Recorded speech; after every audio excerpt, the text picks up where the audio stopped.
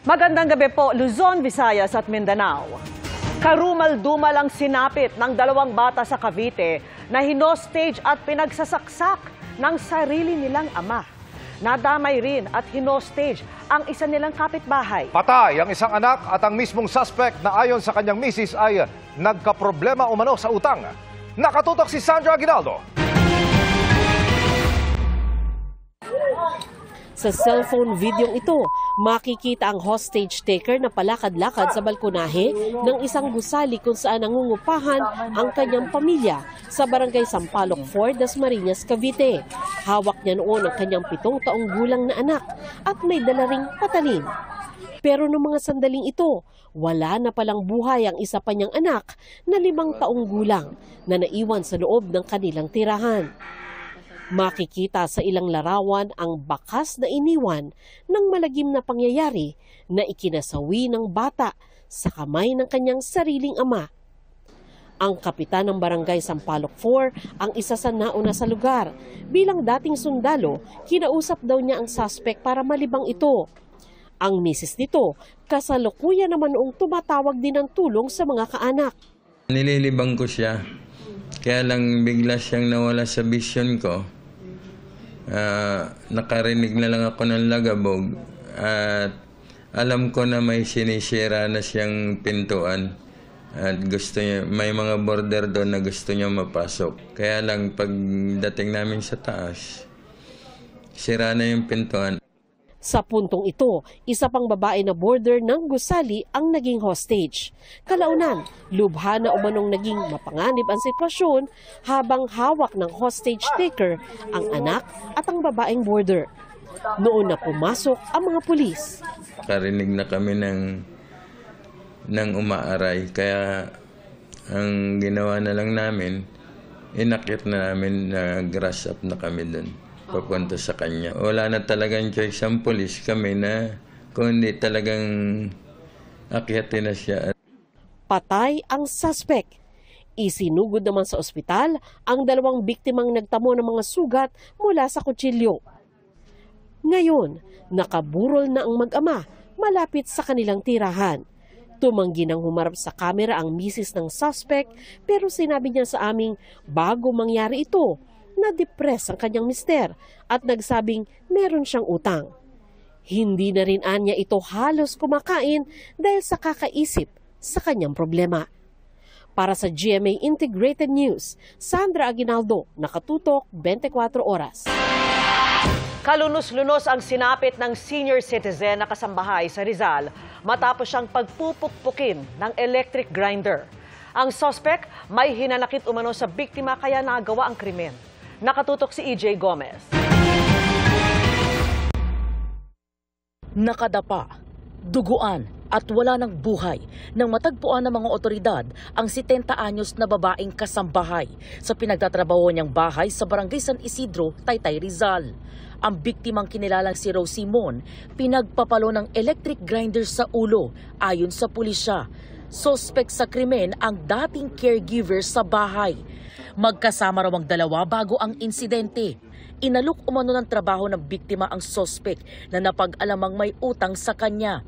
Pumayag daw ang suspect pero nauwi raw sa pagtatalo ang usapan ng dalawa. Nilalait daw po siya nung biktima tungkol sa kanyang pamilya na hindi na po niya nagustuhan.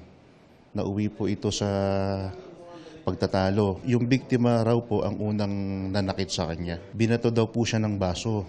Binato rin daw po siya nung electric grinder po. Nag-agawan daw ang dalawa sa electric grinder hanggang sa makuha ito ng suspect at saka pinagpapalo ang biktima. Hindi po bababa sa 8 pukpok po ang ginawa ng ating suspect sa biktima.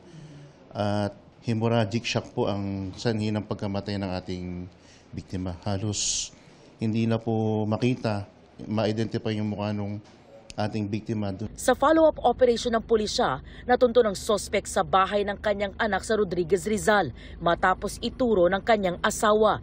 Aminado ang suspect sa krimen dahil daw sa hinanakit. Kasi daw po yung mga anak ko po ay iba-iba daw po yung tatay. Ganun po, kaya siya daw po yung asawa ko, mayroong babae. Sobrang sakit naman po siyempre. Dinalo po ako sa tuhod ng kahoy, kaya po ako panay pasa.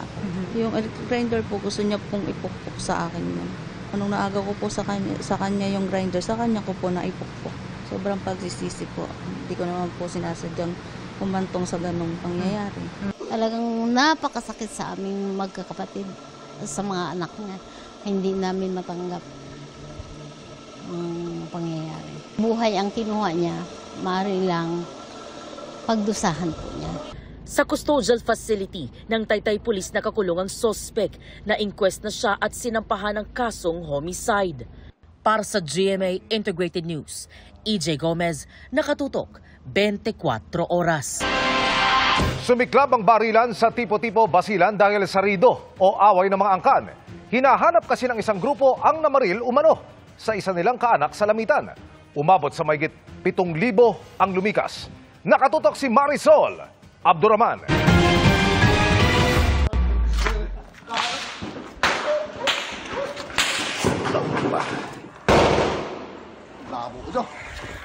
Umalingaw-ngaw ang mga putok sa bahaging ito ng tipo-tipo Basilan kaninang umaga.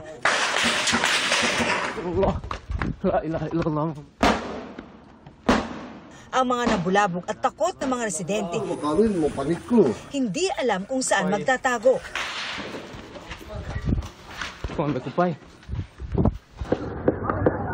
Kumalat ang balitang under siege ang bayan ng tipo-tipo. Ayon kay Basilan Governor Mujib Hataman, pumasok kahapon sa tipo-tipo ang mga kaanak ng isang ustad na nabaril naman sa lungsod ng Lamitan. Kahapon yung family nung namatay pumasok sa tipo-tipo kasi meron na silang suspect sa level nila. So ang suspect nila ay nagkataon municipal guard ng LGU ng tipo-tipo. At meron pa raw iba. Gusto umano ng mga ito na kunin at isuko sa kanila ang suspect na ayon kay Hataman ay municipal guard ng tipo-tipo. Nagkaroon na anya ng pag-uusap. Pinaliwanag natin paano ang proseso. Una, suspect pa lang yon at ongoing yung investigation. Gusto nilang ma-ensure na magkaroon ng justice doon sa kapatid nila. We have to apply the rule of law. Hindi yung dahil napagsuspechahan nila, by force, kukunin na lang. Pero nagkabarilan pa rin kaninang umaga. We have to come in. So, nandoon ang police, nandoon ang military to intervene. Na huwag kayong mag-resort sa violence dahil nagpapalitan ng putok ng baril. Doon na ng 11th Infantry Division, may mga nakisali na mga lawless elements sa gulo. Meron pa kaming minomonitor ngayon. Kinansilang klase sa lahat ng antas at pasok sa mga tanggapan ng gobyerno sa lugar. Umabot naman sa mahigit 7,000 ang lumikas mula sa Bagidan at Tipo-Tipo proper, ayon sa Tipo-Tipo Municipal Social Welfare Office. Yung opisina kasi prior to the incident, dahil siyempre yung mga pumasok may kamag-anak din doon sa Tipo-Tipo proper, pinaalis na nila. So nalaman na rin lahat. So nagsialisan ng mga tao before the incident. 11:20 ng umaga kanina nang makontrol ang sitwasyon sa lugar. Bumalik na sa kanya-kanyang lugar ang mga magkalabang grupo. Sir, so clearly, this is a rido po. Yes, even from the mouth of the governor. Is the military and the PNP now are in full control of the situation? Yes, we are in full control of the situation. Sa isang pahayag, sinabi ni Hataman na lumagda sila sa isang joint statement of commitment kasama ang AFP, PNP at mga lokal na leader ng MILF upang mapababang tensyon at mapanatili ang kapayapaan. Sa gitna ng sitwasyon, humingi ng pag-unawa at pakikiisa si Governor Hataman sa mga taga-Basilan para itaguyod ang kapayapaan sa probinsya. Hanggang ngayon, bantay sarado pa rin ng mga sundalo at pulis ang lugar para matiyak na hindi na lalala pa ang sitwasyon. Ang Office of the Presidential Advisor on Peace, Reconciliation and Unity, OPAPRO, nagpaabot ng pakikiramay sa mga kaanak si Ustad Nazmi Bahang Tarahin, ang nasawi sa Lamitan na mitya ng pagsugod ng mga kaanak niya sa Tipo-Tipo. Ayon kay Presidential Peace Advisor Carlito Galvez Jr., kinundi na nila ang karumal-dumal na kaharasang naging sanhi ng pagkasawi. Patuloy nilang binabantayan ang sitwasyon at sinisigurong umiiral ang mekanismo para sa kapayapaan. Para sa GMA Integrated News, Marisol Abduraman, nakatuto 24 oras. Sumadsad sa mahigit 59 pesos ang halaga ng dolyar ngayong araw, ang pinakamababang palitan ng piso kasaysayan. Ayon po sa Bangko Sentral, posibleng sinasalamin nito ang pag-aalala ng merkado sa ekonomiya na apektado ng anomalya sa mga flood control project. Ang epekto nito sa presyo ng mga bilihin sa pagtutok ni Tina Panganiban Perez. Ang iskandalo sa bilyong-bilyong pisong kickback sa mga anomalyang flood control projects mukhang may tama na pati sa halaga ng piso. Ngayong araw kasi, nagsara ang palitan ng piso kontra dolyar sa all-time low na 59 pesos and 13 centavos kontra dolyar, ang pinakamahinang level ng piso sa kasaysayan. Sa intraday trading, sumampa pa ito sa 59 pesos and 20 centavos kontra dolyar. Sa isang pahayag, sinabi ng Bangko Sentral ng Pilipinas na posibleng sinasalamin nito ang pangamba ng merkado sa posibleng pagbagal ng paglago ng ekonomiya dahil sa mga kontrobersiya sa infrastructure projects. Ayon sa isang kongresista, makikita ritong ang korupsyon, isa ring economic issue. Pero sa isang panahon kung saan mataas yung distrust, mataas yung nakikita na usapin ng corruption, hindi tayo nasa-surprise na may ganitong epekto. So habang sinasabi ng iba that corruption is a political issue, more than that, corruption is an economic issue. Ngayong nasa all-time low ang piso, hindi maiwasan ng mga consumer na mangamba. Ayon sa isang ekonomista, kailangan maghanda sa pagtaas ng presyo ng bilihin, pero may mga makikinabang din sa paghina ng piso. Tataas yung importation cost. Pero ano siya, dahan-dahan, may konting pick-up yan sa mga presyo ng bilihin.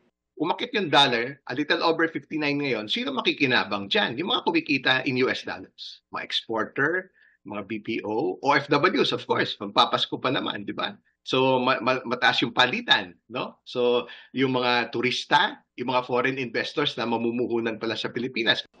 Mahalaga raw ang good governance para makabawi ang piso. Yung mga kailangan parusahan, dapat iserve yung hustisya. As the saying goes, justice delayed is justice denied. Yung mga petty crimes, di ba? Yung mga nagnanakaw ng cellphone, yung mga nagnanakaw ng gatas, no? Kasi gutom yung sanggol o yung anak na. Naukuli yung, di ba, kaagad? O, nakukulong. Ganon din dapat, pagdating sa malalaking amounts. Sabi ng BSP, hahayaan nila ang market forces na magtakda ng exchange rate.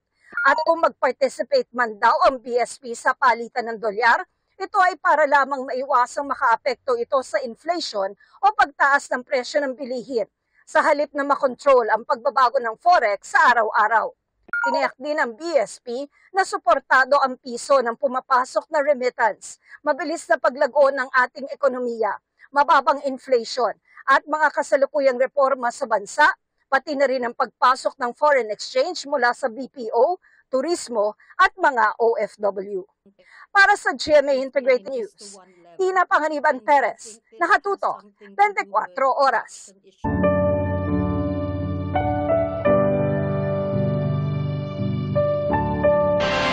Mga kapuso, para mapabilis ang biyahe sa Metro Manila sa Undas, sinuyod ng MMDA ang mga pangunahing kalsada para matiyak na walang sagabal.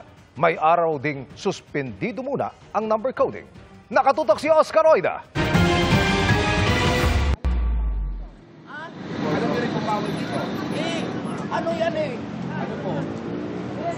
Side naman namin nito Kalagitnaan ng isinasagawang bantay sa gabal operations ng MMDA sa Loton Avenue sa Taguig, nang makipagtalo sa hepe ng Special Operations Strike Force, ang lalaking ito, hindi niya matanggap na hahatakin ng sasakyan niyang alanganin umano ang pagkakaparada sa lugar. Sir, pagbigyan niyo muna yan, sir. Nandito ako. Hindi rin po tamang aawayin niyo ang mga tao. Oo nga, hindi po ako nakipag-away, pero huwag niyong tatalian po ito. Nandito nga ako sa bahay ko.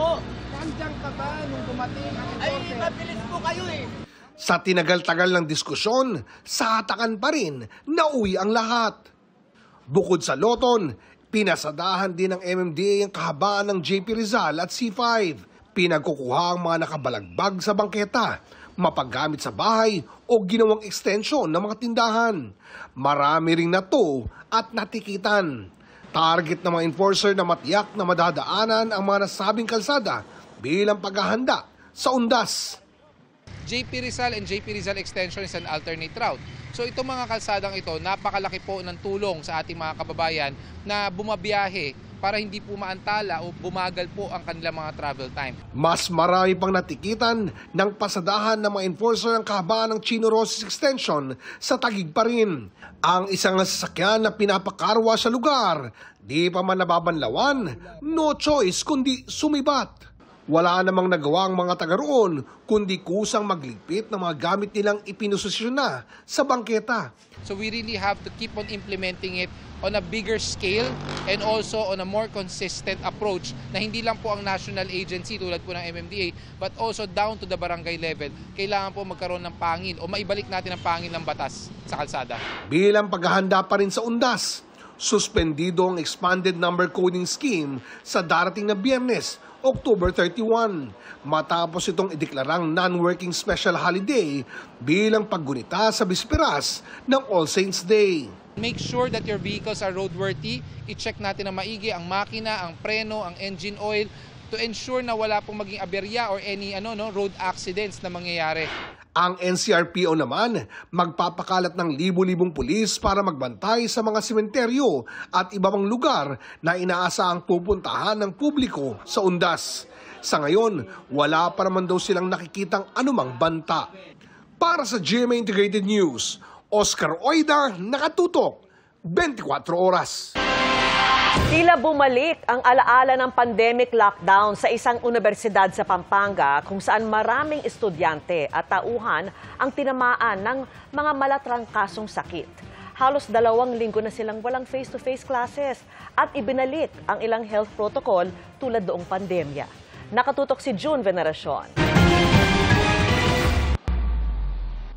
Bakanting mga classroom, hallway at iba pang pasilidad. Tila nagbalik ang alaala nung kasagsagan ng lockdown nung panahon ng pandemya sa campus ng Pampanga Agricultural State University sa bayan ng Magalang. Magda2 linggo na kasing online lamang at walang face-to-face classes sa universidad. Dahil yan sa mataas na bilang ng mga estudyante at empleyado na tinamaan ng malatrangkasong sintomas. We do that to prevent lang po the further spread of the disease. Ang ginawa namin ay preventive measure para po mabawasan yung takot ng mga tao. Sa survey na isinagawa ng health unit ng eskwelahan, mula October 23 hanggang 24, 40% ng mga estudyante ang nag-report na meron silang sintomas ng trangkaso. 35% naman ang mga empleyado. Bahagyan na raw yung bumaba kung ikukumpara sa naunang survey noong October 16 at 17, kung saan umabot ng 49% to 50% ng mga estudyante at empleyado ang tinamaan ng sakit. Medyo talagang dumadami lang po yung cases natin. Bilang pag-iingat, obligadong magsuot ng face mask ang lahat ng pumapasok sa campus. Pinapairal din ang health protocol at sanitation na kapareho nung pandemya. Iilan lang sa mahigit 8,000 student population ang makikita sa loob. Karamihan yung mga nakatira sa campus dormitory. Na-delay din po sa... Dapat po kasi may mga exams po na iti-take. Na-adjust po lahat ng mga pinaprepare pong mga kailangan pong gawin during po nung last 2 weeks po. Skeleton staff lang din ang pumapasok. Hindi naman daw nakakatakot pero kailangan mag-ingat. Lalo na po yung social distancing, yung pagiging malinis po natin sa paligid natin na natutunan natin nung COVID pandemic pa. October 13 pa sinimulang ipatupad ang mandatory na pagsusuot ng face mask sa loob ng campus ng Pampanga Agricultural State University. At para maiwasan na lumala ang hawahan ng sakit, magpapatuloy ito hanggang matapos ang semester sa huling linggo ng Nobyembre. Pero sa susunod na linggo, balik na ang face-to-face classes sa universidad. Sabi ng Health Department, ipinapaubayan nila sa mga institusyon at paaralan ang anumang ipaiiral na patakaran. Gayunman ang mahigpit nilang paalala para makaiwas sa sakit, sumunod sa health protocols at kumain ng masustansyang pagkain. Para sa GMA Integrated News, June Veneracion, nakatutok, 24 oras. Good evening mga kapuso! Sama-samang ipinagdiwang ng cast ng Akusada ang success ng Afternoon Prime series na magtatapos na this week. At ang mga bida may mensahe rin sa co-stars nilang sina Ashley Sarmiento at Marco Massa na certified housemates na sa bahay ni Kuya. Makichika kay Aubrey Carampel. Carol! Ilang araw na lang bago ang finale ng Kapuso Afternoon Prime series na Akusada. Pero hindi pa tapos ang mga pasabog dahil mas matitinding eksena at revelasyon pa ang naghihintay sa mga manonood. Paparilin pa kita! O ibababa mo yung baril mo! Tingnan natin kung paano mahuhuli si Dennis, kung ano bang mga plano niyang gawin kasi for sure hindi pa siya tapos, 'di ba? Hindi niya hahayaang ganun-ganun na lang 'yon. And syempre, kung ano magiging ending ng lahat ng characters. Marami pang twist. Magaling talaga yung nagsusulat po sa amin. Makikita niyo ko po kung, kung magkakabalikan nga si Wilfred at si Carol. Para i-celebrate ang successful run ng serye, nagsama-sama ang mga bida ng Akusada na sina Andrea Torres, Benjamin Alves, Lian Valentin, Aaron Villena at Sheer Valdez sa cast party. Si Lian, aminadong masisepang sa mga nakasama sa serye dahil naging close na sila sa set. Nakakalungkot na patapos na pero we are so proud and we are very happy sa kinalabasan ng Akusada. Si Andrea magbe-break daw muna sa trabaho pagkatapos ng Akusada at magbabakasyon sa Vietnam with friends para makapag-recharge. Ganun talaga ako pagka nakakatapos ng project. Gusto ko talaga umaalis muna ako. Parang pagpag ko na rin yun. Si Benjamin sa Japan naman para makapag-quality time kasama ang kanyang misis. Me and my wife are going to Japan for the entirety of November. So mga 3 weeks. Dahil nga buong taon po hindi kami nagkasama masyado. Hindi na nakasama sa cast party sina Marco Massa at Ashley Sarmiento na kasalukuyang housemates sa PBB Celebrity Collab Edition 2.0. Nagpaabot naman ng suporta sa kanila sina Andrea at Ben. I think they're having fun. We watch it. Kami sa may chat group namin palagi namin sinasend yung mga clips ng dalawang bata. Ang mature nila mag-isip, ang dali nilang pakisamahan, very sweet, very thoughtful. So excited kami na makita ng mga tao yung ugali nilang yun. Na I think ngayon pa lang, as early as now, nakikita ko sa TikTok na napaproud nga ako, napapansin na talaga. Aubrey Carampel, updated showbiz happenings. Update tayo sa nag-viral na pagpasok sa isang bahay sa Pasig kung saan tinutukan ng baril at sinaktan ang mga nasa loob nito. Naaresto na po ang leader ng gang na yan. Tunghayan sa aking eksklusibong pagtutok. Naging usap-usapan ang laman ng CCTV video na ito, kung saan makikita ang ginawang panloloob at walang habas na pananakit ng mga umunoy miyembro ng isang gang sa Pasig noong isang buwan.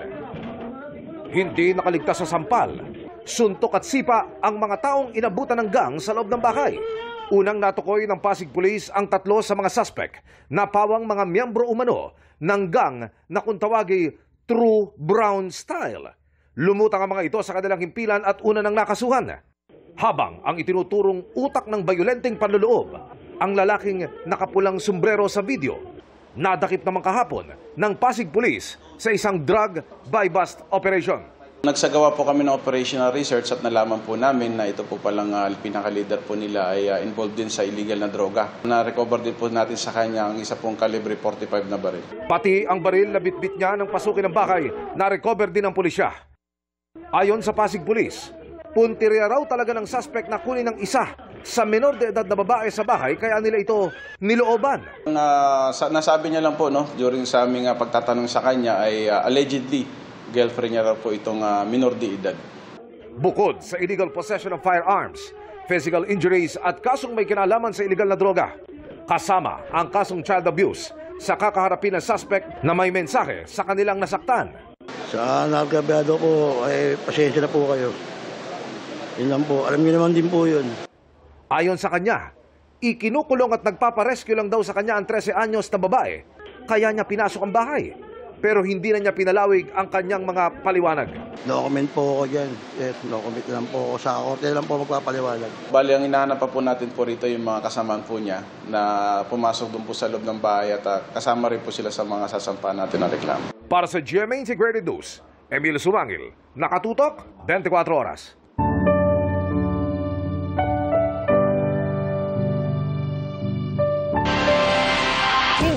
mga buhay kundi pati mga patay apektado sa issue ng flood control project sa Bulacan. Baha pa rin sa isang sementeryo sa Hagonoy, kaya pahirapan ang pagdalaw sa mga puntod. At nakatutok si JP Soriano. Maingat na kumapit sa isang pader ng Hagonoy Public Cemetery si Joseph habang nilulusong ang daan palapit sa nicho ng kanyang pumanaw na asawang si Josie. Madulas na nga ang lumot, delikado pa ang mga nasa ilalim ng tatapakang tubig tulad ng basura. Ang ipinagtataka niya, ang hindi pa humuhupang baha sa sementeryo. Lalo't may 43 flood control project sa bayan na mahigit 3 bilyong piso ang halaga. Kung totoong ginawa nila yung project na yun, di sana hindi kami naghihirap ng ganito. Inaasahang malaking hamon tuloy sa mga dadalaw sa undas ang paghahanap sa mga nichong lubog sa baha na hindi nakita ang pangalan. Bukod pa yan sa amoy ng basura, madulas na daan at mga bagay na tila ba nadudurog kapag natatapakan. At pasintabi po sa isa sa mga nichong kita na ang buto sa loob. Tuwing undas, pagkakataon po ito para sa ating lahat, sa ating mga kababayan para madalaw ang ating mga mahal sa buhay na namayapa sa mga sementeryo. Pero dito po sa Public Cemetery ng Hagonoy, tila panibago po itong kalbaryo. Paano mo nga naman madadalaw ang inyong mga mahal sa buhay kung ganito ang sitwasyon na ayon sa mga taga rito, lubog sa baha simula noong taong 2016. Kaya marami na nagpatulong sa supultorerong si Eddie na kumuha ng buto para mailipat sa ibang sementeryo. Pero marami pa rin narito at hindi na nadadalaw. Hindi sila makapunta rito, malaki tubig. Madulas. Bukod pa ron, saka mo yung mga basura, mga kalat sa loob, baka mapako pa sila. Kaya birang-bihira lang. Bilang solusyon, minamadali na ng munisipyo ang mga pinapil at iba pang harang sa tubig na mula sa kalapit na ilog. Ang pag-apaw nito at high tide ang anilay nagpapabaha sa sementeryo at maging sa mga kalsada kahit walang bagyo. Sinisi ng bagong mayor ang di pagkonsulta ng DPWH sa mga ginawang flood control project na bungi-bungi umano o hindi natapos. Kung ito po ay instead of simpleng revetment lamang, ginawa na po nila na road dike ito, mas matibay, mas malapad. Kung meron man lang cluster na inuna-una, natapos, meron po sanang mga nasasalba na ngayon na barangay na hindi na po binabaha. Wala pang tugon ng DPWH kaugnay sa pahayag ng mayor ng Hagonoy. Pero kasama na ang mga yan sa mga iniimbestigahang proyekto ng Bulacan 1st District Engineering Office. Mula rito sa Hagonoy, Bulacan at para sa GMA Integrated News, JP Soriano, nakatutok 24 oras. 4 na barko ng China ang namataan ng Philippine Coast Guard habang nagpapatrolya malapit sa Baho de Masinloc. Isang Chinese Navy ship naman ang namataang tila bumubuntot sa isang barko ng Philippine Navy. Nakatutok si Chino Gaston. 56 nautical miles mula Zambales, namataan ng patrol aircraft ng Philippine Coast Guard ang Chinese Navy Frigate 575 na tila bumubuntot sa BRP Emilio Jacinto ng Philippine Navy. Ayon sa Philippine Navy, nagsasagawa ng routine maritime patrol ang kanilang barko malapit sa Baho de Masinloc ng buntutan ng Chinese frigate. Mas malapit naman sa Baho de Masinloc, nakita ang 4 na China Coast Guard vessels na sumusunod naman sa BRP Cape San Agustin ng Philippine Coast Guard. Nakita ang mga Chinese vessels sa isinasagawang Maritime Domain Awareness Flight ng PCG Islander Aircraft na layong tingnan ang sitwasyon sa Baho de Masinloc. Noong nakaraang linggo ay nilagyan ng Chinese ng boya sa loob ng lagoon at isa naman sa labas ng bahura. Ilang barko ng China Coast Guard at plan ang namataan ng eroplano ng Philippine Coast Guard kung kaya atin itong pupuntahan para imbestigahan. Ang pinaka-significant na nakita nila dito ngayon is that there are 4 China Coast Guard vessels that they have monitored within the vicinity of Baho de Masinloc. And there is also PLA Navy warship, but it's quite distant. Ilang beses nag-radio challenge ang Chinese Navy ship na sinagot naman ng PCG aircraft.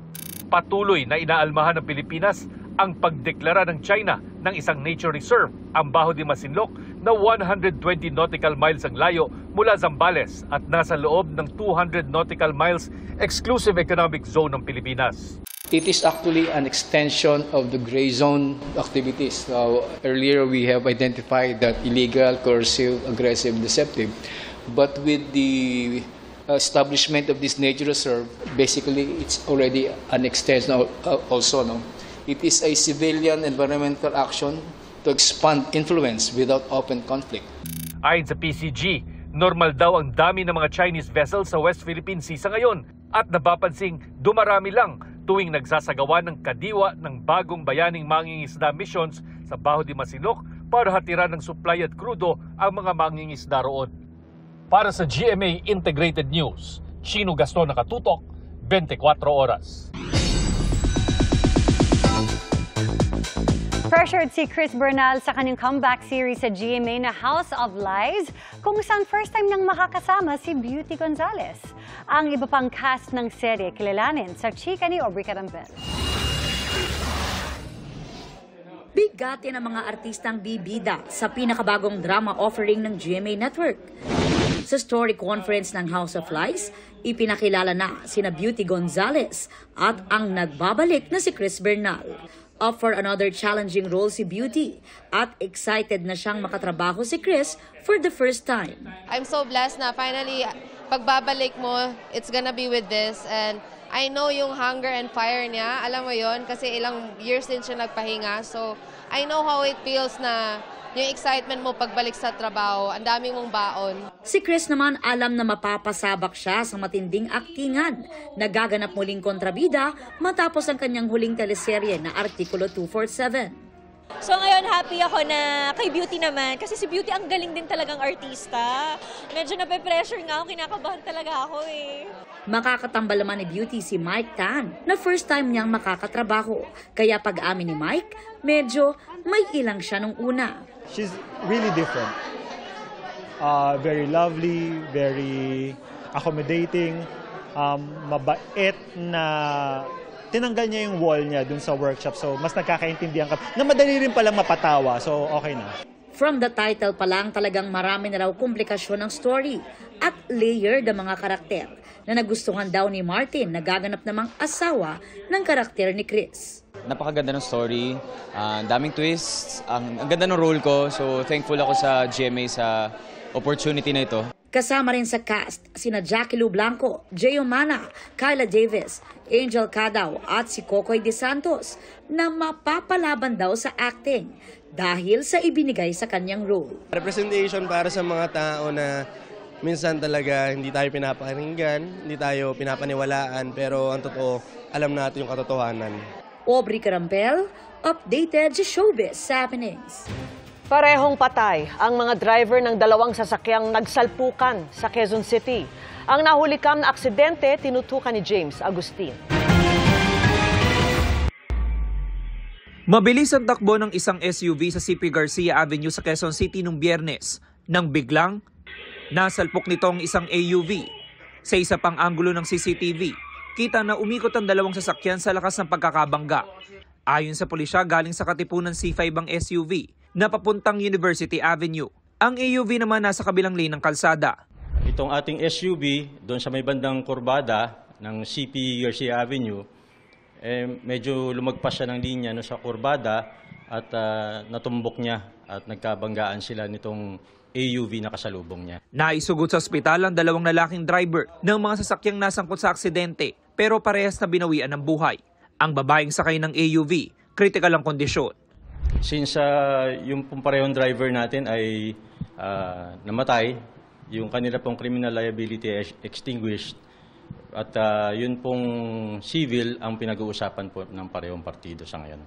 Para sa GMA Integrated News, James Agustin, nakatutok, 24 oras.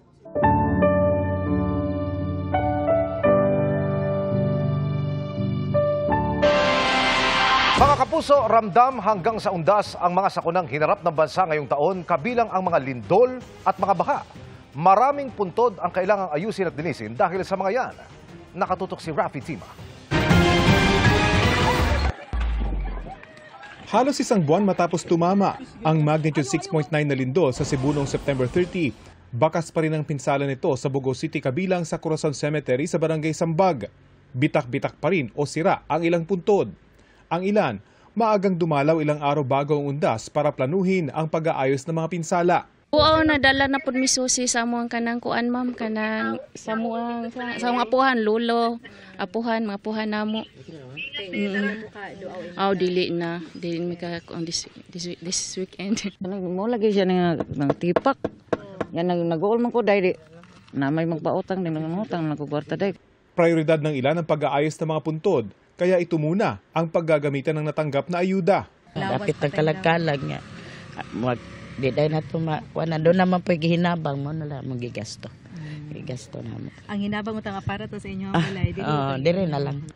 Kabilang sa mga napinsala ng lindol ang bone chamber, kaya ang mga buto rito ay nilagay muna sa makeshift na tinatawag na payag-payag. Baha naman ang nagpahirap sa pagdalaw sa ilang bahagi ng Iloilo City Public Cemetery. Tapak-tapak lang sa tubig, Panginoon to karon no. Budlay man syempre grabing tubig yung madalo. Namit kung sugpunan na damutangas ang gamay lang mga ulo alagyan. Kwento ng ilang sepulturero, inaabot ng 4 na araw bago humupa ang baha roon. May binahang bahagi rin ng Lapas at sa Tanza Public Cemetery. Ayon sa General Service Office ng Iloilo City, may problema sa drainage system. Magpadlay, magpadako sa drainage, mag-upgrade sa drainage system, kaya hindi kakahulag mayo. Maglalagay umano ng mga pansamantalang tawiran sa 3 sementeryo. Sinisimulan din ang paggawa ng drainage system sa Tanza Public Cemetery. Inihahanda na rin ang mga sementeryo sa Bataan para sa undas, tulad sa Iglesia Filipina Independiente Cemetery sa Barangay Santa Lucia sa bayan ng Samal. Sa Dagupan, Pangasinan, tuluyan namang giniba ang mga nichong katabi ng dating apartment nicho na sinira ng masamang panahon nitong Agosto. Alisin namin yung mga itong na ibang nagiba dito tapos pagkatapos ayusin na namin. Habang di pa tapos ang paglilipatan ay inilagak muna ang mga labi sa sako at garbage bag na ilalagak naman sa gagawing bone deposit. Doon muna maaaring magtirik ng kandila ang mga kaanak. Para sa GMA Integrated News, Rafi Tima nakatutok, 24 oras.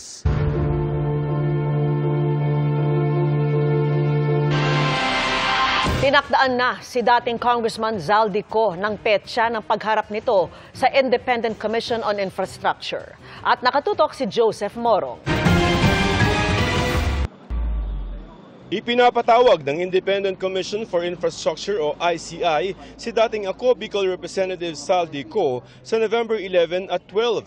Ito na ang ikalawang subpoena ng komisyon kay Ko na naging chairman ng House Committee on Appropriations mula taong 2022 hanggang 2025. Ilan sa mga ghost flood control projects ay pinondohan sa mga panahong yan. Ayon kay ICI Executive Director Attorney Brian Hosaka, ipinadala na ang subpoena sa mga bahay ni Ko. Addressed to his Pasig residents and the one in Bicol. We're just awaiting the reports coming from the ones who would serve this. Pinaniniwala ang nasa labas ng bansa si Ko at kung hindi pa rin ito sisipot ay pag-aaralan na ng ICI ang susunod na aksyon kasama na ang pagpetisyon sa Regional Trial Court para i-cite in contempt si Ko. Sa November 12 din, ipinapatawag ng ICI si dating DPWH Undersecretary Roberto Bernardo. Si Bernardo nagsabi dati sa Senado na humingi sa kanya ng mga komisyon mula sa mga proyekto ang ilang mga politiko, kabilang sina Senador Chis Escudero, dating Senador Bong Revilla at dating Senador Nancy Binay. Dati na nilang itinanggi ang mga bintang na ito. 2 beses nang hindi nakasipot si Bernardo sa ICI dahil may sakit daw ito. Wala pa namang schedule ulit ang ICI para kay dating House Speaker Martin Romualdez matapos itong magpasabi na hindi siya makakapunta dahil sa medical procedure. Kung sakasakali sa mga panahon na yan, nakahanda na ang Independent Commission for Infrastructure o ICI na i-live stream ang kanilang mga pagdinig sa mga bagong resource persons nila. And hopefully we'll be ready with our rules and procedures already by that time. Binabalanse talaga natin yung hinihingi ng publiko for more transparency as far as the ICI proceedings is concerned. At the same time, yung pagrespeto namin sa karapatan ng mga naiimbita namin dito as resource persons. At the same time, yung maaaring madawit ng mga resource persons. Habang tuloy ang investigasyon ng ICI, naghahanda na rin ang komisyon para sa ikalawa nitong referral sa ombudsman ng mga taong inirerekomenda nilang kasuhan para sa mga maanumalyang flood control projects. 75%. 75. Again, soon. Thank you. Noong isang buwan, inirekomenda na ng ICI na kasuhan ang mga sangkot sa 290 million pesos na ghost flood control project sa Oriental Mindoro. Wala pa namang balak na ipatawag ng ICI si Senador Bongo kasunod ng pagsusumite dito ni dating Senador Antonio Trillanes IV ng kopya ng reklamong inihain niya sa Ombudsman. Nakatutok daw ang atensyon ng ICI sa pag-iimbestiga sa 421 na suspected ghost flood control projects base sa datos na isinumite sa kanila ng Department of Public Works and Highways o DPWH. The fact that the complaint has been filed with the Ombudsman, we don't want to be redundant in the sense that medyo hindi pa nga kompleto yung aming staffing pattern, so we would rather concentrate our efforts to new case build-ups, meaning referrals to the Ombudsman of a different project involving the 421 ghost project. Nanghihingi naman ng pangunawa ang ICI sa publiko na tila naiinip na sa investigasyon nito. We know for a fact that they're very concerned about the corruption, and kami rin naman.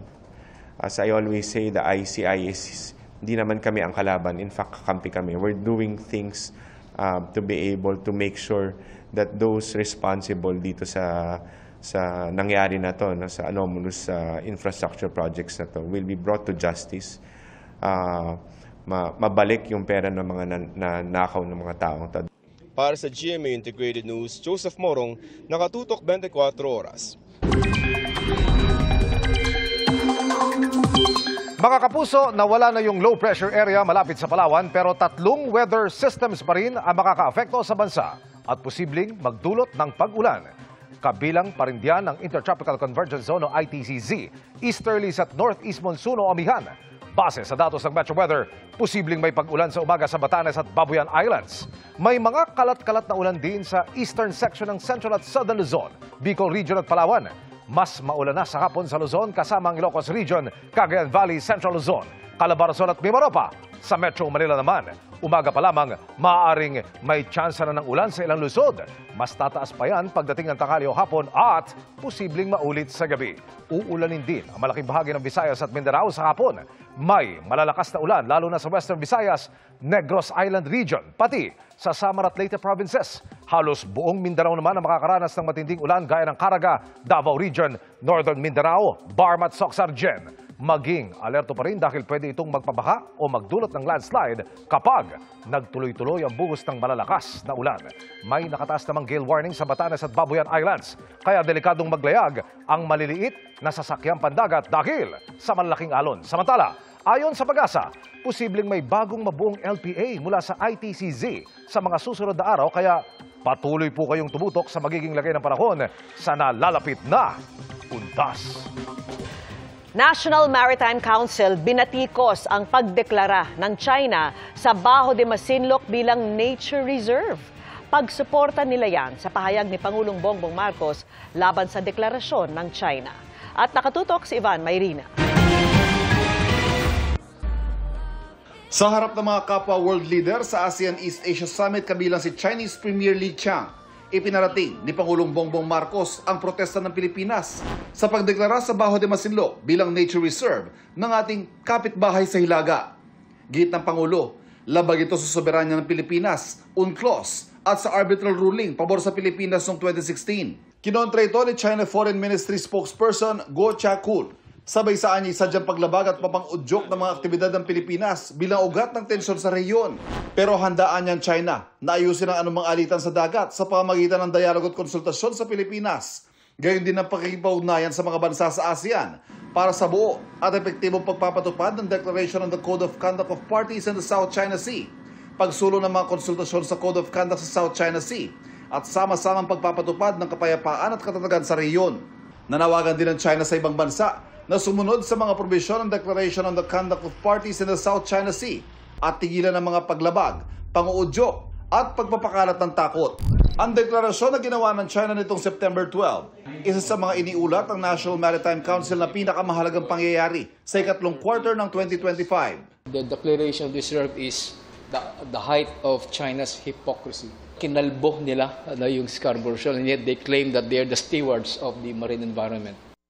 Mula Hulyo, Agosto at Setyembre, tila naging normal na ang tuloy-tuloy at agresibong aksyon ng China na patuloy namang pinapalaga ng Pilipinas. Sa isang punto ay nauwi pa yan sa banggaan ng 2 barko ng China nang tangkain nilang ipitin at banggain ng BRP Suluan ng Philippine Coast Guard noong Agosto. Binuguhan din nila ng tubig ang barko ng Pilipinas. Sa kabila ng pagpalag ng Pilipinas, sadyang napakakonti umano ng 30 barko nito at 5 eroplano kung ikukumpara sa mga barko ng China na pirming nasa mga mahalagang bahagi na ng West Philippine Sea. 27 ang average sa mga barko ng China sa Pag-asa Island kada araw, 10 naman sa Ayungin Shoal, 14 sa Bajo de Masinloc at 11 sa Escoda Shoal. Average yan, kaya may mga araw na higit pa rito ang bilang nila. Gayunman, ayon sa National Maritime Council, The Philippines will never yield an inch of its territory or a drop of its maritime rights, even to a superpower. ngayong taong ito umabot na sa 49 ang mga diplomatic protest na inihain ng Pilipinas kaugnay sa mga aksyon ng China sa West Philippine Sea. Ipagpapatuloy din daw ang mga maritime cooperative activity kasama ang ating mga kaalyadong bansa para ipakita sa buong mundo na hindi nag-iisa ang Pilipinas at nasa panig nito ang batas at ang suporta ng international community. Para sa GMA Integrated News, Ivan Mayrina, nakatutok, 24 oras. Minimuhan umano si dating Public Works Secretary Manuel Bonoan para mag-endorso ng proyekto ng isang hindi naman taga-DPWH. Ayon yan kay Senador Ping Lacson na maghaharap umano ng very important witness sa hearing ng Senate Blue Ribbon Committee na balak niyang ituloy kung ibabalik siyang chairperson. Nakatutok si Mav Gonzales. Hearing is resumed. Handa na si Senador Ping Lacson na pamunuan muli ang investigasyon sa maanumalyang flood control projects kung ibabalik siyang chairman ng Senate Blue Ribbon Committee. Pero bago pa man yan mangyari, may nadiskubring bago si Lacson tungkol kay dating Public Works Secretary Manuel Bonoan. Meron daw hindi naman taga-DPWH pero nagbibigay ng personal na memo kay Bonoan para mag-endorso ng proyekto. Nagtataka ako, may nakita akong dokumento. Nagme-memo kay Secretary Bonoan. Nung pinacheck ko yung pangalan, kasi naka-indicate lamang doon, initials eh. So hanap kami ng hanap. Hindi namin makita sa loob ng departamento. Paano siya nagme-memo sa Secretary ng Public Works? Post-it eh. Oo, talaga. Handwritten, naka-post-it, na meron siyang ni-endorso ng mga proyekto. Hirit ng senador, tila dumidiskarte mag-isa si Bonoan. Ayun nga mahirap eh. Alam mo, hindi dumadaan sa official channel ng departamento. Parang sumosolo yata si secretary na meron sariling diskarte. Departamento niya na yun. Bakit kailangang sumideline ka pa sa labas? Hinihinga namin ng reaksyon si Bonoan kaugnay nito. Kapag naibalik si Lacson sa Blue Ribbon Committee, balak niyang ituloy ang pagdinig sa November 14. Ano ang aabangan doon? Sabi ni Lacson, may iimbitahan daw siyang isang very important witness, pero hindi niya sinabi kung sino ito. Balak din niyang lawakan ng investigasyon hindi lang sa flood control projects, kundi pati sa ibang maanumalyang proyekto gaya ng farm-to-market roads. Mas lalawak pa yung at may mga madadagdag na mga pangalan na medyo malalaki. May government officials, may civilian pa nga eh. Ipapatawag din ng komite si retired Technical Sergeant Orly Guteza na nagdawit kay dating House Speaker Martin Romualdez na tumatanggap umano ng kickback mula sa flood control projects. Inatasan na rin ni Lacson ang komite na ipasabpina ang kontraktor na gumagawa umano ng bahay ni Romualdez at ang logbook ng proyekto para mapatunayan ang pahayag ni Guteza na nag-deliver siya ng pera kay Romualdez mula December 2024 hanggang August 2025. The hearing is suspended until further notice. Para sa GMA Integrated News, Mav Gonzales, nakatutok, 24 oras. Muling pinatunayan ni double Olympic gold medalist Carlos Yulo na siya ang golden boy ng Pilipinas matapos mag-uwi ng gold mula sa Artistic Gymnastics World Championships. Nagkwento siya tungkol sa napakahirap na teknik na nagpanalo sa kanya, gayon din sa kung bakit hindi na siya sasali sa palapit na Southeast Asian Games. Nakatutok si Mark Salazar. Pike Jaguelescu, yan ang tawag sa winning move ni Pinoy two-time Olympic gold medalist Carlos Yulo sa vault table ng 2025 World Artistic Gymnastics Championship na ginanap sa Jakarta, Indonesia nung Sabado. Ang napakahirap na teknik ang nagbigay sa kanya at sa ating bansa ng gold sa vault. As we can see po talaga, it's really obvious. Yung first vault ko po talaga, nag-clinch po talaga nun kasi high difficulty and almost perfect execution siya. So kahit ako nung pagka-landing ko, sobrang excited ako. Gusto ko sumigaw, but at the same time may pangalawang ball pa po ako. So kinontain ko lang po talaga yung focus ko and wag ako celebrate too early. Ito na ang third gold medal ni Yulo sa World Championships. Dagdag pa riyan ang bronze na nakuha naman niya sa floor exercise. Aminado si Yulo na extra challenge ang preparasyon para sa labang ito. Sa bawat laban ni Yulo, tinatapatan niya raw ng determinasyon at ensayo ang anumang pagkukulang sa kanyang athletic build. Nag-struggle po ako sa pommel horse kasi hindi ko talaga siya maabot. And medyo bulky yung katawan ko. And pang mapayat and matangkad talaga yung pang porte nun. And then sa high bar po, sa swing, mas matangkad, mas maganda yung galaw nila. Mas mahaba sila, mas kaya nilang i-catch yung bar kahit super layo. Unlike me, hindi ko kaya siyang gawin. Samantala, buo na raw ang desisyon ni Yulo na hindi sumali sa SEA Games. Ito'y makaraang limitahan ng Thailand ang mga gymnast sa isang aparatos lang. Wala na ring team competition. Ang mismong target ko po is magkaroon ng team competition and all-around competition, which is ayun talaga yung desire ko. Unfortunately po, hindi nila pinayagan yung ganong rules po. Sa ginawa po nilang rules, hindi na nga po siya standard and nawala po yung spirit ng sports. So, yung ganong aspect din po tinitignan ko. And para sa akin, wala siyang value kung hindi natin siya gagawin ng standard. Gayunman, may mensahe siya sa kanyang fans, lalo sa mga budding gymnasts. Enjoy niyo yung journey. Grabe, super ikli lang ng lifespan ng gymnastics. Alam ko mahirap talaga yung sports na to. But hanapin mo sa sarili mo kung ano yung gusto mo. Trabahuin mo siya hanggang mag-bloom ka, hanggang mag-grow ka. Bukod sa mga winnings, mahanap mo kung ano yung desire mo sa buhay mo. Discipline na matututunan mo dito. All out din ang suporta ni Yulo sa kanyang kapatid na si Eldrew. Nalalaban naman sa 3rd FIG Artistic Gymnastics Junior World Championships na gaganapin ngayong Nobyembre.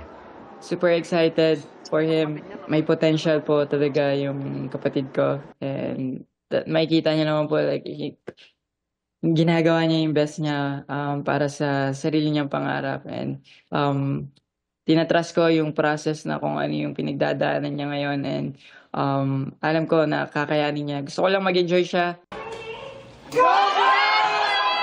Nakauwi na ng Pilipinas si Yulo at dito sinalubong siya ng surprise party sa kanilang bahay na umantig sa puso ng ating Golden Boy.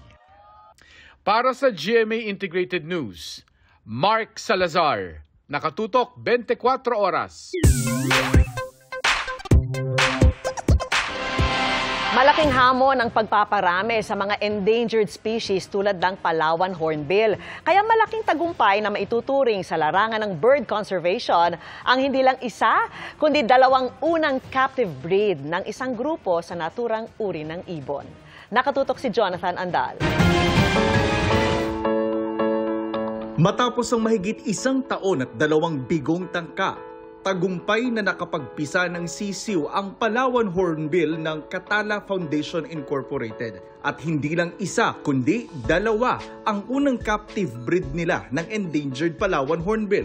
Over 3 months nagstay yung mothers. Kasi unique yung ng breeding ng Palawan hornbill, yung babae pumapasok tapos nag-seal siya ng kanyang nest box, no? Tapos isang maliit lang na slit ang iniiwan nila na enough for the male hornbill to bring them food. So very dependent talaga sila sa pagbigay ng pagkain ng lalaki doon sa loob ng nest box. Marami rin daw challenges bago naging matagumpay ang captive breeding. Yung artificial nest box design, kung ano yung best na design para ma-occupy nila. So ibig sabihin, yung gusto namin i-simulate yung nasa natural cavities talaga, yung nutrition din nila kasi nasa captivity. Ang dalawang sisiw umalis na rin sa kanilang artificial nest box noong July, pero tuloy-tuloy pa rin ang pagbabantay ng Katala Foundation sa species sa ilalim ng Philippine Cockatoo Conservation Program. Para sa GMA Integrated News, Jonathan Andal, nakatutok, 24 oras. Kasabay ng pagsasara sa 47th ASEAN Summit sa Kuala Lumpur, Malaysia, ay formal nang inilipat sa Pilipinas ang chairmanship ng ASEAN para sa 2026. Bahagi niyan ang pagpasa ng ASEAN gavel ni ASEAN Chairman Malaysian Prime Minister Anwar Ibrahim kay Pangulong Bongbong Marcos. Pinasalamatan naman ni Pangulong Marcos si Anwar. Sa susunod na taon ay sa Pilipinas naman idaraos ang ASEAN Summit na may temang Navigating Our Future Together. Bago magtapos ang ASEAN Summit, ay nilagdaan ang mahalagang kasunduan kabilang ang ASEAN-China Free Trade Area 3.0 Upgrade Protocol na magpapadali pa sa kalakalan ng mga bansa sa Southeast Asia sa China. Nakipagpulong din ang Pangulo sa Australia at New Zealand. 24 na pulis ang sinampahan ng kaso ng NAPOLCOM bilang bahagi umano ng pagtatanggal ng mga tiwali sa hanay ng pulisya. Nakatutok si Rafi Tima. Sa pagpapatuloy ng cleansing drive ng NAPOLCOM para matanggal ang mga tiwaling pulis sa hanay ng PNP, 24 na pulis kabilang ang ilang mataas na opisyal ang sinampahan ng kasong administratibo ngayong araw. Kabilang dito ang ilang pulis na nabanggitin ng pangalan sa isinasagawang investigasyon sa mga nawawalang sabongero. 4 sa mga personalidad dito, kasama rin doon sa iniimbestigahan sa sabongero case. Ito yung kadahilanan din kaya lumapit ang mga complainants dito sa National Police Commission kasi nakita nila nung nag-iimbestiga tayo sa kaso ng mga sabongero, yung mga pangalan na to involved din sa pagkakawala di umano ng kanilang mga kamag-anak. Kabilang sa 4, sina Police Lieutenant Colonel Ryan J. Urapa at Police Major Mark Philip Almedilla. Kasama ang 9 na iba pang pulis, kinidnap daw ng mga ito sina Dane Mark Carlos sa Maynila noong Pebrero 2021 at si Charles Dean Soto sa Las Piñas noong March 2021. 12 pulis naman ang kinasuhan dahil sa unlawful arrest, planting of evidence at threat and assault sa 2 complainant sa Sampaloc, Maynila. Nagsinungaling daw ang mga pulis matapos sabihing naaresto ang mga complainant noong September 10, 2025 sa Launglaan Street samantalang base sa kuha ng CCTV. Inaresto sila noong September 9 sa Santissima Trinidad Street. Ayon sa NAPOLCOM, pag-aaralan nila kung may sapat na batayan para patawan ng suspension ng mga pulis habang isinasagawa ang investigasyon. Pinakamataas sa mga kinasuhan si Police Colonel Roland Villela na nabanggit ang pangalan sa Quadcom hearing sa Kongreso kung saan meron daw siyang $200,000 na kanyang ininvest. Hindi siya dumalo sa pagdinig dahilan para sampahan din siya ng grave neglect of duty. Ayon sa NAPOLCOM, nasa 1,200 na reklamo pa laban sa ilang pulis ang pending sa kanila. Pinakamatagal dito isinampa 25 taon na ang nakararaan. Pero pangako ng kagawaran, tatapusin nila ang lahat ng ito ngayong taon. Lahat ng lumang kaso ubos by December 2025. Lahat ng bagong kaso tatapusin within 60 days. Para yung mga inosenteng pulis, laya.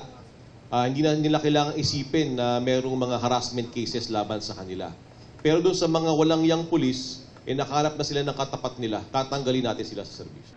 Para sa GMA Integrated News, Rafi Tima, nakatutok, 24 oras. Napareminisce ang ilang ex-housemates sa kanilang naging PBB journey ngayong nagbukas na muli ang bahay ni Kuya para sa bagong batch ng teen housemates. Kabilang dyan si Will Ashley na nakipag-bonding pa sa kanyang fans sa isang Halloween-themed party. Makichika kay Athena Imperial.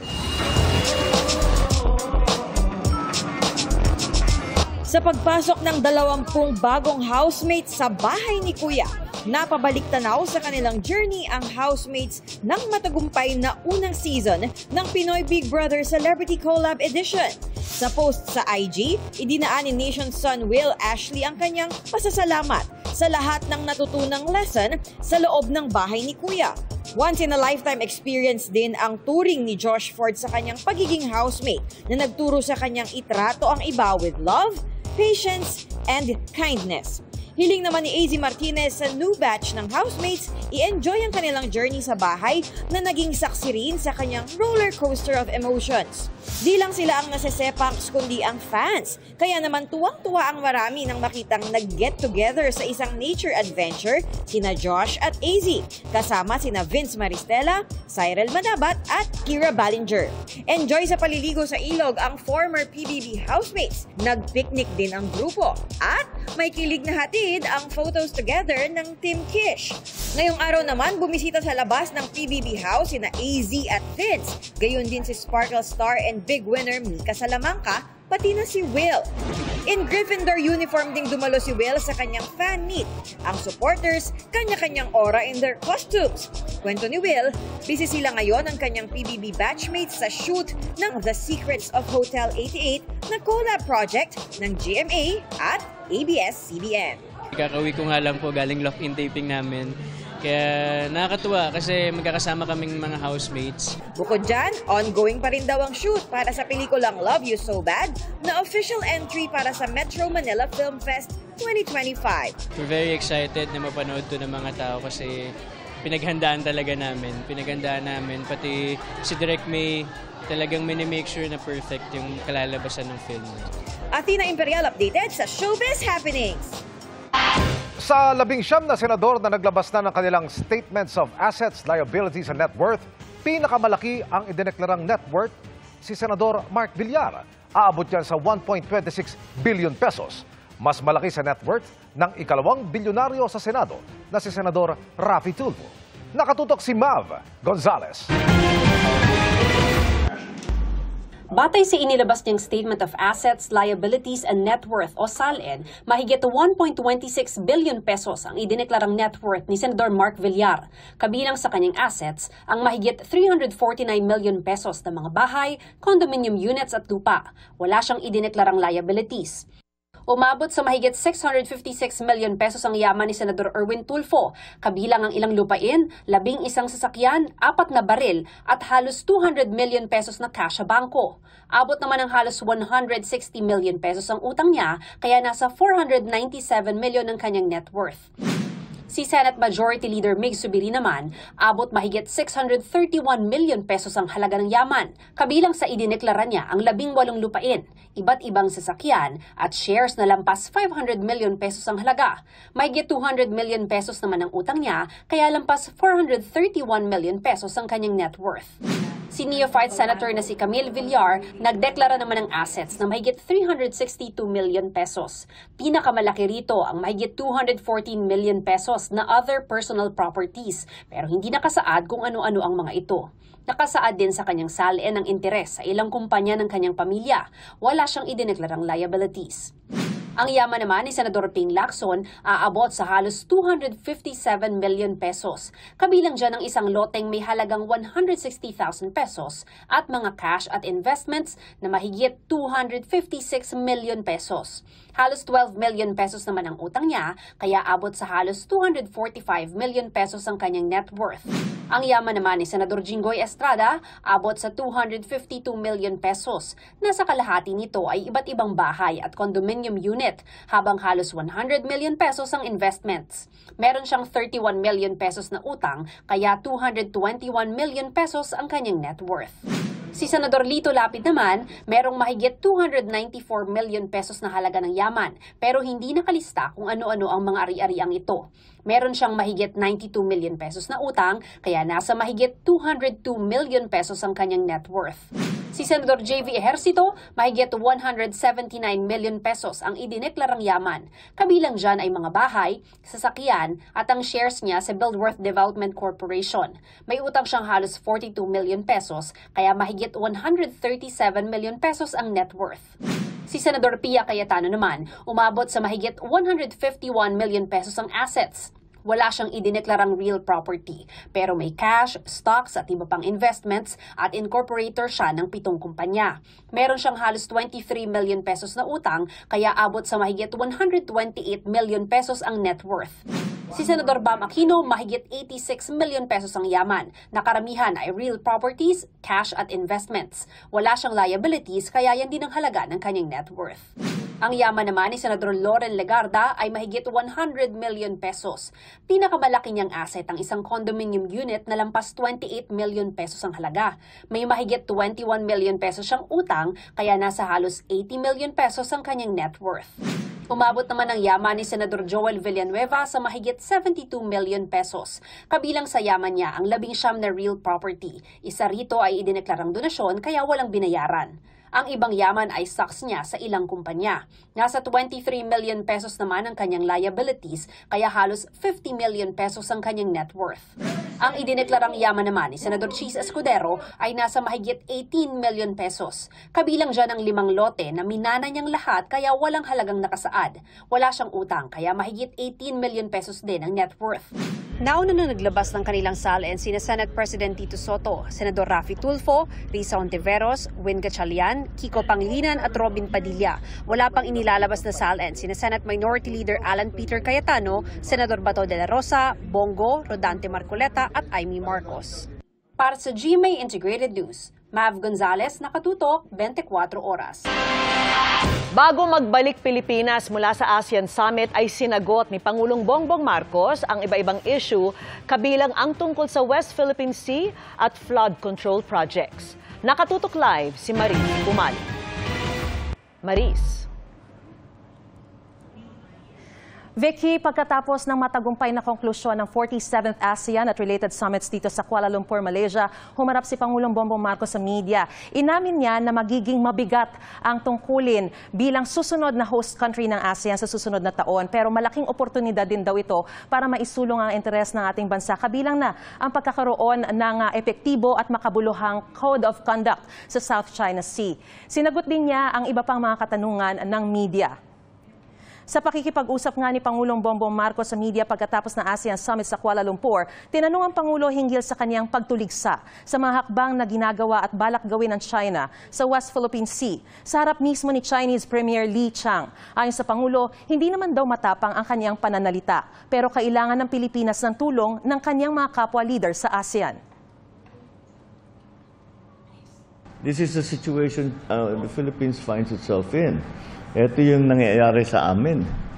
Kaya sana matulungan nyo kami. So, and what was well, the premier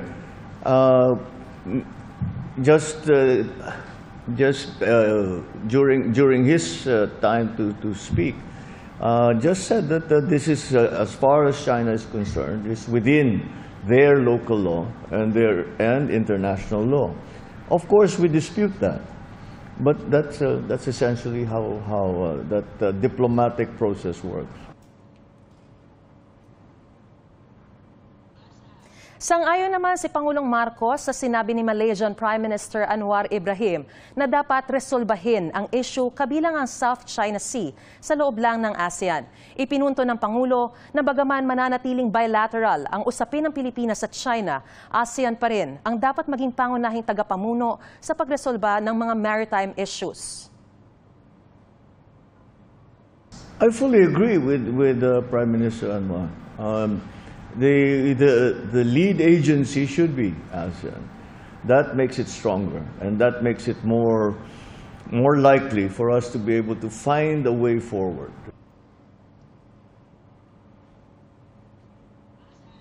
Dagdag pa niya, kung makakamit ang progreso sa usapin ng dagat, ay imbitado si Chinese President Xi Jinping na bumisita muli sa Maynila. Nilinaw ni Pangulong Ferdinand Marcos Jr. na bagaman may pagkadismaya ang ilan sa tila mabagal na progreso ng kampanya kontra korupsyon, kailangan pairalin ang due process kaysa sa pagmamadali sa pagsasampa ng mga kaso.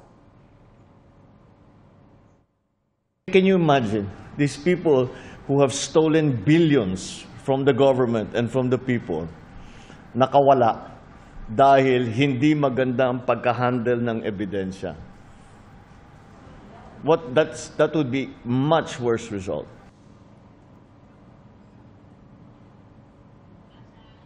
Kaugnay sa tanong kung kontento ba siya sa itinatakbo ng proseso at investigasyon ng Independent Commission for Infrastructure, tiniyak ni Pangulong Marcos na nananatiling ganap na independent ito. Aniya, pinag-aaralan pa ng ICI ang kanilang mga patakaran at kung makatutulong ba o hindi ang live streaming sa kanilang proseso.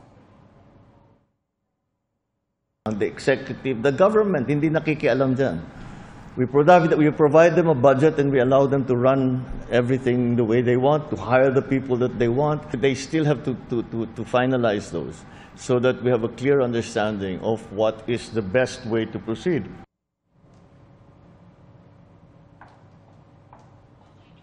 At ngayon ngang gabi, Vicky, ay nakatakda ng tumulak pabalik ng Pilipinas si Pangulong Marcos. At yan ang pinakasariwang balita mula pa rin dito sa Kuala Lumpur, Malaysia. Balik sa iyo, Vicky.